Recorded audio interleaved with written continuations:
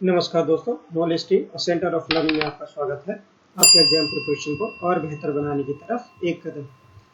दोस्तों, world history के इस लेक्चर सीरीज में हम अमेरिकन वॉर ऑफ इंडिपेंडेंस के बारे में डिस्कस कर रहे थे। ये लेक्चर का सेकेंड पार्ट होगा और इसमें जो आगे की कंडीशन क्रिएट होती है अमेरिकन वॉर ऑफ इंडिपेंडेंस में उसके बारे में जानने। लेकिन इससे पहले हम जो फर्स्ट लेक्चर है अमेरिकन वॉर ऑफ इंडिपेंडेंस का उसके बारे में रिकैप कर लेते हैं ताकि एक कंटिन्यूटी हमारी स्टैब्लिश हो जाएगी सेकंड लेक्चर को पढ़ने के लिए। चलिए स्टार्ट करते हैं। चल लेक्चर स्टार्ट करने से पहले आप चैनल नॉलेज टीम को जरूर सब्सक्राइब कर लें और नेक्स्ट वीडियो के नोटिफिकेशन के लिए बेल आइकन को जरूर दबा लें। हमने अमेरिकन वॉर ऑफ इंडिपेंडेंस के फर्स्ट लेक्चर में कुछ कंडीशंस, कुछ सिचुएशन जो अमेरिकन वॉर ऑफ इंडिपेंडेंस से पहले अमेरिका में थी, जैसे वहाँ पर कॉलोनीज का इस्टेब्लिश होता है और कैसे कैसे जो अदर यूरोपियन कंट्रीज है उनका प्रभुत्व वहाँ पर इस्टेब्लिश होता है, और साथ ही साथ जो एक्सप्लॉयटेशन की स्थिति जनरेट होती है उन कॉलोनीज में, कैसे जो ब्रिटिश है या फ्रेंच है वहाँ की कॉलोनीज को एक्सप्लॉयट करते हैं, वहाँ की रिसोर्सेज को एक्सप्लॉयट करते हैं। ये बेसिकली एक बैकग्राउंड था जो हमने फर्स्ट लेक्चर में डिस्कस किया। इसमें कुछ महत्वपूर्ण कॉजेस हैं, फंडामेंटल कॉजेस क्या थे। जो ब्रिटिश की पॉलिसी ऑफ मर्केंटाइलिज्म के बारे में हमने डिस्कस किया था, और उससे पहले जो कुछ मेन सर्कमस्टेंसेस थे जो बेसिकली एक फुटस्टेप क्रिएट करते हैं वॉर ऑफ इंडिपेंडेंस के लिए, जिसमें 7 ईयर वॉर का बहुत महत्वपूर्ण योगदान था जो कि 1756 से 63 ईस्वी के मध्य लड़ा जाता है, और बेसिकली फ्रेंच और इंग्लैंड के बीच में ये वॉर होता है। इसके बारे में हमने डिस्कस किया था। और सेकंड जो इम्पोर्टेंट सर्कमस्टांसेस था वो था ग्रैंड मेजर्स, कैसे कैसे उन्होंने नए प्रोक्लेमेशन एक्ट और शुगर एक्ट और स्टैम्प एक्ट का उन्होंने इम्पोज किया था जो वहाँ पर ब्रिटिश कॉलोनी थी उनके ऊपर। साथ ही साथ टॉन्सलैंड क्या था, टॉन्सेट लॉज क्या था, बेसिकली उन्होंने एक जो कि टॉन्सेट थे, चार्ल्स टॉन्सेट फाइनेंस मिनिस्टर थे इंग्लैंड में, उन्होंने फ्रेश टैक्स से इंक्लूड किया था जिसे टॉन्सेट लॉ के नाम से जाना जाता है। और 1767 की जो स्थिति है ये टॉन्सेट लॉ 1767 में आता है। इसके बारे में भी ये भी एक सर्कमस्टांस था जो leading to war of independence. साथ ही साथ बोस्टन की पार्टी जो कि दिसंबर 1773 की घटना है, और फिलाडेल्फिया कांग्रेस जो 1774 में हुई, बेसिकली फर्स्ट कॉन्टिनेंटल कांग्रेस है। It is a gathering of all the colonies. Basically जो 13 कॉलोनी थी जैसे हमने डिस्कस किया उसमें 13 में से 12 कॉलोनी ने इसमें पार्टिसिपेट किया था। यहाँ पर डिफरेंट कॉलोनीज के लीडर यहाँ पर सम्मिलित हुए थे और उन्होंने ही कॉन्टिनेंटल कांग्रेस का गठन किया था। इसके बारे में हमने जाना था।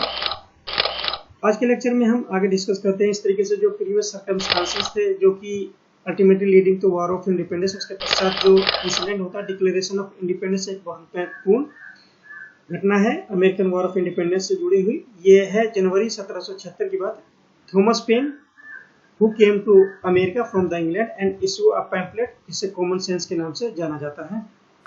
आगे बढ़ने से पहले हम थॉमस पेन्स के बारे में जान लेते हैं। ये इंग्लिश बोर्न अमेरिकन थे।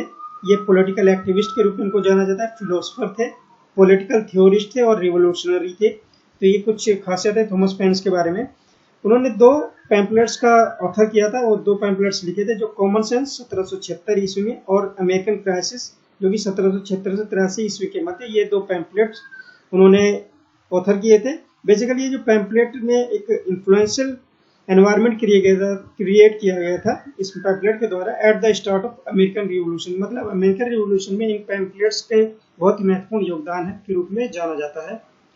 इन पैम्पलेट्स ने had the inspire of patriots in 1776 to declare independence from the great Britain. इन्हीं पैम्पलेट से जो एसेंस सामने निकल कर आया था वो पैट्रियोटिज्म को जन्म देता है, और 1776 ईस्वी में डिक्लेरेशन ऑफ इंडिपेंडेंट साइन होता है और ग्रेट ब्रिटेन से आज़ाद होने के लिए एक मुहिम चलाया जाता है। तो इस तरीके से जो महत्वपूर्ण योगदान है अमेरिकन वॉर ऑफ इंडिपेंडेंस को स्टार्ट करने में वो थॉमस पेन्स के इन्हीं जो पैम्पलेट है कॉमन सेंस और अमेरिकन क्राइसिस, इनका बहुत महत्वपूर्ण भूमिका यहाँ पर होती है। उन्होंने अटैक किया था आइडिया ऑफ हेरिडेटरी मोनार्की पर, यानी जो भी वंशानुगत राजवंश चले आ रहे हैं उनको समाप्त करके उन्होंने एडवोकेट किया था कि डेमोक्रेटिक गवर्नमेंट की स्थापना की जाएगी। ये बेसिकली एसेंस था जो कॉमन सेंस और अमेरिकन क्राइसिस जो पैम्पलेट उन्होंने उनका ऑथर किया था। He inculcated the fighting spirit among the America. उन्होंने जो अमेरिकन थे उनके मध्य जो भी कॉलोनीज थी उनके मध्य एक फाइटिंग स्पिरिट इनकलकेट किया था, और 4 जुलाई 1776 ईस्वी को American declaration of independence adopt किया जाता है जो कि कॉन्टिनेंटल कांग्रेस के द्वारा अडॉप्ट किया जाता है। तो ये डेट बहुत ही महत्वपूर्ण है। इसी डेट की याद में जो अमेरिका अपना इंडिपेंडेंस डे बनाता है वो 4 जुलाई को मनाया जाता है, क्योंकि अमेरिकन डिक्लेरेशन ऑफ इंडिपेंडेंस इसी दिन में अडॉप्ट किया गया था। और ये घटना है 4 जुलाई 1776 की, और ये अडॉप्ट किया था कॉन्टिनेंटल कांग्रेस के द्वारा। जो भी डिक्लेरेशन ऑफ इंडिपेंडेंट है, it was prepared by a committee of 5 member, जिसमें थॉमस जेफरसन लीडिंग मेंबर थे, who included the idea of human freedom in it. तो जो थॉमस जेफरसन की अध्यक्षता में जो कमेटी बनी थी, उसने ये डिक्लेरेशन ऑफ इंडिपेंडेंट प्रिपेयर किया था उनके द्वारा ही। The declaration of independence laid emphasis on the unalienable right of man, namely life, liberty and pursuit of happiness. तो डिक्लेरेशन ऑफ इंडिपेंडेंस जो भी अडॉप्ट किया गया था और जिसमें थॉमस जेफरसन का बात महत्वपूर्ण हो गया, उन्होंने जो इंपोर्टेंट उसका एसेंस निकल के आया था, जो उन्होंने उस पर फोकस किया था, बेसिकली लाइफ, लिबर्टी और परसूट ऑफ हैप्पीनेस, ये कुछ महत्वपूर्ण एट्रीब्यूट्स हैं इस डिक्लेरेशन ऑफ इंडिपेंडेंस के। इंपोर्टेंट बैटल्स के बारे में जान लेते हैं कि क्या क्या बैटल हुए थे। जो पहला वॉर था वो स्टार्ट हुआ था 19 अप्रैल 1775 ईस्वी को, when the first battle was fought between the British soldiers and the army of American colonies. जो अमेरिकन कॉलोनी उन्होंने अपनी आर्मी स्टैब्लिश की थी, जैसे हमने फर्स्ट लेक्चर में पढ़ा था, और जॉर्ज वॉशिंगटन उसके कमांडर इन चीफ बनाए गए थे। तो ये जो पहला वॉर होता है लैक्सिंगटन मैसाचुसेट्स में लड़ा जाता है ब्रिटिश सोल्जर्स के द्वारा, अमेरिकन कॉलोनी के द्वारा। यहाँ ब्रिटिश सोल्जर्स का जो नेतृत्व कर रहे थे वो सर विलियम हाउ कर रहे थे, और ये 1776 की घटना है, जिसमें ब्रिटिश फोर्सेस के द्वारा जो है ना जॉर्ज वॉशिंगटन की सेना को हार का सामना करना पड़ता है, और ये बैटल ऑफ लॉन्ग आइलैंड है। तो बैटल ऑफ लॉन्ग आइलैंड एक तरीके से इसमें जो अमेरिकन कॉलोनीज की सेना है उसको हार का सामना करना पड़ता है ब्रिटिश फोर्सेस के द्वारा, और ये 1776 में थी। और बैटल ऑफ लॉन्ग आइलैंड में जॉर्ज वॉशिंगटन को हार का सामना करना पड़ता है। ये बहुत ही महत्वपूर्ण बैटल है अमेरिकन वॉर ऑफ इंडिपेंडेंस से जुड़ा हुआ। लेकिन और दूसरी साइड की अगर हम बात करते हैं तो वहीं पर जो उधर जो ग्रुप ऑफ अमेरिकन कॉलोनीज की जो आर्मी थी उसका जो नेतृत्व कर रहे थे वो जनरल गेट्स कर रहे थे। उन्होंने ब्रिटिश ट्रूप्स को हरा दिया था, और ये है बैटल ऑफ सारातोगा, जो कि अक्टूबर 1777 ईस्वी की बात है। बैटल ऑफ सारातोगा बहुत महत्वपूर्ण इंपोर्टेंट पॉइंट है अमेरिकन वॉर ऑफ इंडिपेंडेंस से जुड़ा हुआ, क्योंकि ये बैटल ऑफ सारातोगा ही थी जो कि एक टर्निंग पॉइंट के रूप में यहाँ पर निकल के आती है, और जो पूरा वॉर का जो आउटकम है वो अमेरिका की तरफ इसको मोड़ देती है। तो बैटल ऑफ सारातोगा जिसका नेतृत्व जनरल गेट कर रहे थे, उन्होंने ब्रिटिश ट्रूप को यहाँ पर हरा दिया गया था। और साथ ही साथ यहाँ पर एक बहुत महत्वपूर्ण बात है कि जो फ्रेंच ट्रूप थी यानी फ्रेंच आर्मी थी, वो भी जो अमेरिकन कॉलोनी है जो फाइट कर रही थी उनके हेल्प के लिए वहाँ पर आती है, और वो जनरल लफायते के नेतृत्व में अमेरिकन कॉलोनी की मदद करती है ब्रिटिश आर्मी के अगेंस्ट। और ये दोनों फ्रेंच ट्रूप्स और अमेरिकन कॉलोनीज फाइट करते हैं ब्रिटिश आर्मी के अगेंस्ट। एट लास्ट जो इंसिडेंट होता है कि British troop under command of general Cornwallis surrender to Washington at Yorktown in 1781 में बेसिकली जो ब्रिटिश ट्रूप है अल्टीमेटली वो जो कि commander in chief general Cornwallis थे, उन्होंने जॉर्ज वॉशिंगटन के समक्ष जो है सरेंडर कर दिया था, और ये यॉर्कटाउन की घटना 1781 में। और finally the war came into and by the treaty of Paris, जो कि 3 सितंबर 1783 ईस्वी को साइन की जाती है। तो इस तरीके से जो इंपोर्टेंट बैटल्स है वो समाप्त हो जाते हैं इन फेवर ऑफ अमेरिका, और जो ट्रीटी ऑफ पेरिस ये के थ्रू ये वॉर समाप्त हो जाता है, और वो ट्रीटी ऑफ पेरिस साइन की जाती है 3 सितंबर 1783 ईस्वी को। तो इस तरीके से जो अमेरिकन वॉर ऑफ इंडिपेंडेंस लड़ा जाता है 1775 ईस्वी में स्टार्ट होता है, और फाइनली ट्रीटी ऑफ पेरिस जो कि 1783 ईस्वी में साइन की जाती है, उसके तहत ये अमेरिकन वॉर ऑफ इंडिपेंडेंस समाप्त हो जाता है।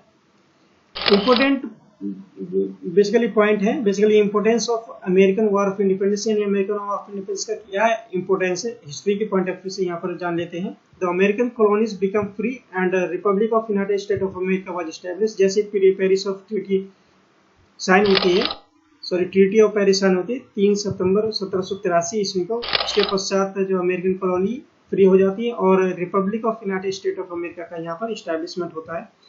First democratic government with written constitution in the world become a reality. तो जैसे कि हम जानते हैं कि जो हमारा यानी इंडिया का जो डेमोक्रेसी की बात करते हैं वो सबसे बड़ी डेमोक्रेसी है, लेकिन जो पहली डेमोक्रेसी वर्ल्ड लेवल पे स्टैब्लिश हुई थी वो अमेरिकन डेमोक्रेसी थी। तो American democracy was the first democratic government, और उसका रिटन कॉन्स्टिट्यूशन के रूप में उसका गठन होता है।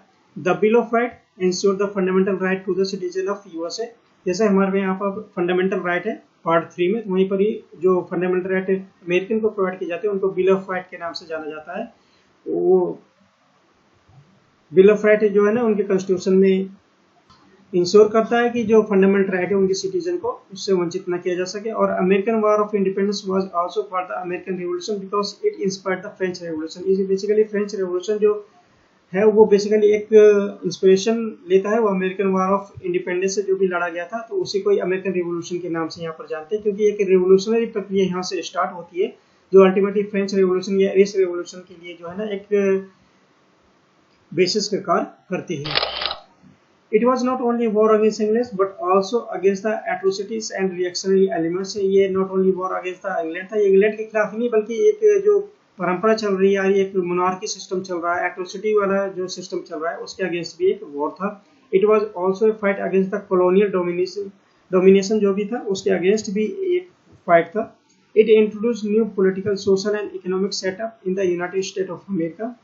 Democracy with separation of power on the model suggested by French thinker Montesquieu was founded.